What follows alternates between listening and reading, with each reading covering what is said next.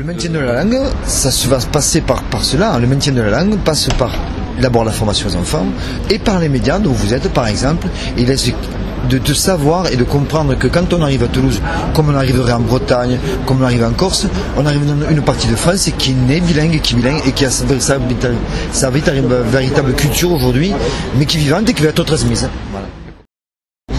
Alors moi je la transmets, mes enfants sont bilingues, je suis un président de Calandrette, je suis impliqué dans l'organisation aussi d'associations comme Convergence, qui est un endroit phare et majeur de Toulouse, qui là justement de s'impliquer en rapport avec les élus pour qu'aujourd'hui il y ait une véritable politique de cette reconnaissance.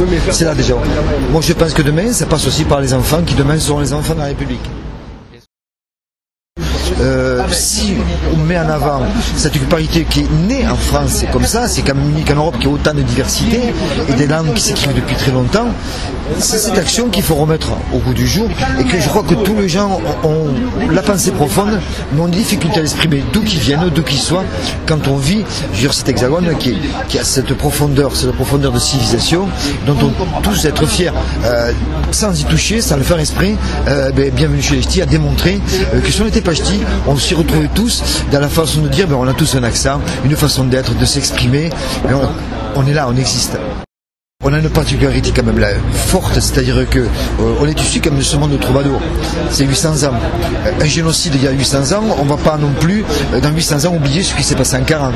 Et cette image de civilisation de troubadour apporte cet humanisme, cette égalité humaine. Il faut savoir que quand même dans notre contrée pyrénéenne à Toulouse, jusqu'à l'arrivée des Français, les hommes et les femmes étaient égaux.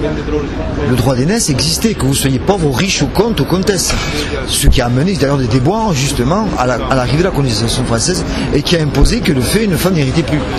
Donc vous voyez qu'on est porteur de messages d'égalité, d'humanisme et de citoyenneté. Je crois que quand on est toulousain ou qu'on le devient, même si on n'est qu'un néo-toulousain, on doit s'approprier ça, ces valeurs-là, qui sont des valeurs aujourd'hui qu'on trouve dans les droits de l'homme et dans les droits de la citoyenneté.